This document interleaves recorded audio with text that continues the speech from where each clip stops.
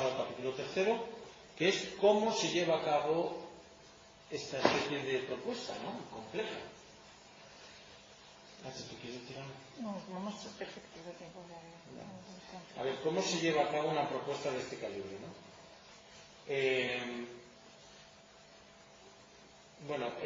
La idea es generar un foco de trabajo como sujeto en sí, un foco de trabajo que su objetivo es crear puestos de trabajo. Es decir, ese trabajo, esos puestos de trabajo es para mejorar Marqués de Viana con la clara intención de hacer una regeneración urbanística y una regeneración humana. De manera que se crea un ciclo positivo que se retroalimenta, porque en el momento en que se empiezan a generar puestos de trabajo y se empieza a mejorar el entorno, eso empieza a funcionar cada vez mejor. Se retroalimenta, es el principio que se llama efecto Pygmalion. Tú tienes buenas expectativas de alguien y ese alguien va a producir mejor que si tienes malas expectativas. Entonces se crea un ciclo, un bucle ascendente eficaz. Bien, hasta ahora todo parece que la especie humana no funciona. A nivel colectivo, es un poco igual que antes decía, ¿cuál es la resistencia al cambio? Ahora es cuál es la resistencia al cambio, pero de la humanidad. ¿Vale? Es importante, porque siempre me gusta traer libros cuando damos conferencias, porque yo creo que los libros son elementos muy interesantes, ¿no? Concretamente, que es Los límites del crecimiento, que no sé si lo conocéis, Daniel Ameros. Es un libro que salió en el año 75 y que ponía en evidencia, salió fomentado por el Club de Roma, cuando se fundó el Club de Roma, que por cierto Antonio Lamela es el fundador del Club de Roma, que les propuso a unos investigadores que hicieran unos análisis a través del ordenador, que entonces eran ordenadores de estos de tarjetas y tal, sobre las predicciones y las estadísticas de lo que iba a ocurrir. Entonces sacaron el libro Los límites del crecimiento. Es un clásico y es fundamental. En el año 75. A la vez, en el año 75 sacó Miguel Delibes, escribió su carta de presentación en la academia con su discurso SOS. Un discurso buenísimo, alertando de los problemas medioambientales que la humanidad que no estaba haciendo bien. Antonio Lamela, que es el arquitecto que ha hecho, entre otros, Santiago Bernabéu, las Torres de Colón y, uno de los mejores arquitectos de España. Tengo la suerte de poder llevar años con él debatiendo y hablando sobre temas de sostenibilidad. También sacó sus teorías de cosmoísmo y geoísmo, que me lo estoy estudiando porque he propuesto que esto se dé ya a la universidad. Mira, estos libros deberían estar en todos los ayuntamientos, porque es que te dice cómo hay que funcionar a escala planetaria, pero no te dice lo que hay que hacer. Está estudiando estrategias de funcionamiento. Es decir, son simplemente líneas abiertas de pensamiento objetivo, interesantísimo. Y entonces habla de todo esto que estamos hablando con un equipo de trabajo muy... Entonces aquí lo que yo os he traído es que los límites del crecimiento, el libro se llama Los límites del crecimiento 30 años después. A partir del año 80, de los años 80, la capacidad de recuperación del planeta ya no existe. Han sacado otro libro, el 2005, sacaron otro libro que era Los límites del crecimiento 30 años después, es decir, ya en el periodo de no retorno. Y siguen diciendo lo mismo, no hay manera, hay que hacer esto, no puede ser, esto es un desastre, esto es horroroso, se acaban con miles de especies todos los días. O sea, esto estamos asistiendo a una situación mundial acojonante. Pero es que no se hace caso, no se hace caso. Entonces, yo traigo ejemplos concretos. Por ejemplo, el peak oil. Habéis oído hablar del peak oil, ¿no? Se supone que la producción de petróleo tendrá un momento en el que ya empiece a descender.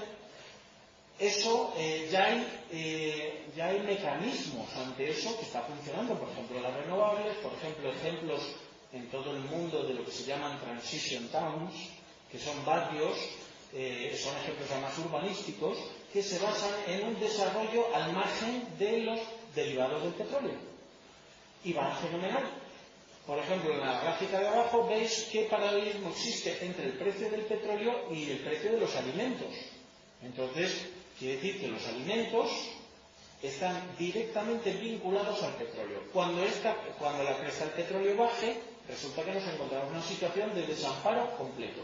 Ante eso están surgiendo muchos movimientos y muchas, digamos... Pero yo lo que voy no es a esto, no vengo a hablar del Bitcoin, vengo a hablar del problema de que por qué la humanidad, si desde hace 40 años se viene diciendo que esto va a ocurrir, ¿por qué? Bueno, todo el mundo lo dice, bueno, es muy fácil, los lobbies económicos, no sé qué. Sí, pero ¿por qué? Entonces os voy a explicar mi teoría de cómo se puede llevar a cabo la transformación y la regeneración del hábitat en la Tierra, empezando por Marte de Bien. Y además os lo voy a contar abiertamente, o sea, como se puede de todos, ¿vale? ¿Sí? No, tiene copyright, ¿no? No tiene, pero como si lo tuviera, o sea, ni sueltos. Lo que quiero decir es que esto es muy complicado que se lleve a cabo, soy consciente de ello y vamos a intentarlo. Pero quiero compartirlo con vosotros y que vosotros me digáis vuestra opinión. La organización social, la organización laboral, la forma y el modo de llevarla a cabo. Nosotros tenemos, por ejemplo, las pirámides de Egipto. Es el ejemplo más asombroso de ingeniería, de arquitectura y de construcción que se pueda imaginar sobre el planeta Tierra. Tanto es así que se dice que lo han hecho seres de otros planetas. Para que veáis. ¿Qué hay detrás de esa forma de construir con una precisión, una calidad constructiva que según Jiménez del Oso no se podría hacer hoy? Pues un sistema de gobierno autoritario, con esclavos, con amenazas, con muertes, y ese sistema es el que yo creo que no funciona, sinceramente. Y os voy a explicar por qué. No es tan importante lo que se hace, sino cómo se hace. Ojo. Y la unión gregaria tampoco es importante, porque lo importante es el propósito de esa unión de personas. Es importante cómo se hacen las cosas y el sentido de la unión de las personas, ¿no? Entonces aquí se introducen cosas que en Egipto yo no sé si existían, que eran los controles de calidad. Están surgiendo controles de calidad que inspeccionan la buena ejecución de los trabajos, las relaciones y los productos que se desarrollan.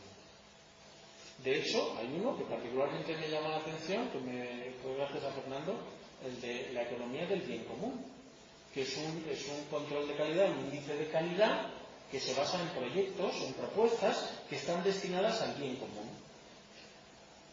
Bien, volviendo a la problemática, ¿por qué, si desde hace 40 años se está avisando de que por el camino en el que íbamos no va bien, ¿por qué no se cambia? Bien, yo pienso lo siguiente.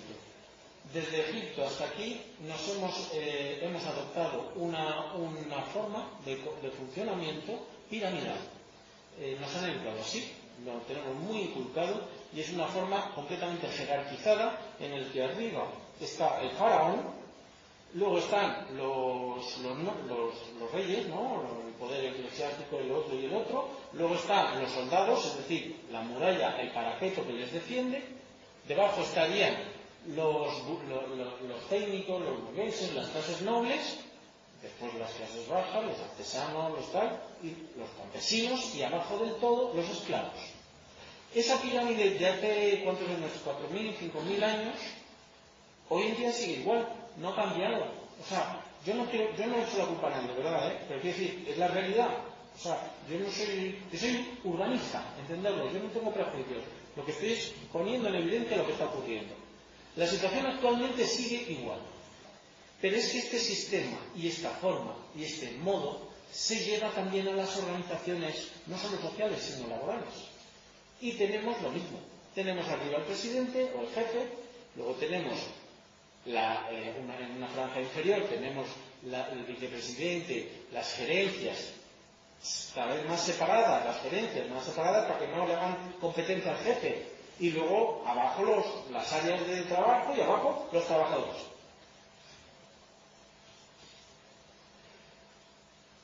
Ese principio que damos por bueno en todo el mundo, básicamente, yo no sé si existe algún país que eso no lo dé por bueno, sí es cierto que empieza a aparecer un nuevo modelo que se diferencia del comercial. Estamos hablando de lo que se conoce como tercer sector. No sé si, Fernando, ¿no se llama tercer sector? El tercer sector es una organización, digamos, que ya no tiene los fines comerciales de libre mercado para ganar el máximo posible de dinero vendiendo unos productos especialmente de calidad, pero ganando el máximo dinero, sino que el tercer sector son organizaciones particulares que lo que hacen es buscar un beneficio de otro tipo, que ya no es económico, sino que más bien es social, o medioambiental, o lo que sea. Y están cogiendo mucha fuerza. El tercer sector está cogiendo una gran fuerza porque son cooperativas que funcionan muy bien, porque son fundaciones que funcionan muy bien, son colegios profesionales, es decir, son organizaciones que no tienen ánimo de lucro, que no quiere decir que no ganen dinero los que trabajan, pero no tienen reparto de beneficios. No hay lucro, simplemente. El lucro se destina al fin social, que es lo que yo estoy haciendo, me acabo de decir. Siempre que hay lucro se destina a generar más trabajo para investigar el desempleo. De manera que si una organización funciona bien con calidad, el lucro se transforma en generar trabajo. Generar trabajo aplicado a investigar las causas o las soluciones del desempleo, por ejemplo. Entonces ahí veis en el centro la diferencia. El área uno es ganar dinero y el otro es generar bienes sociales o demás, ¿no?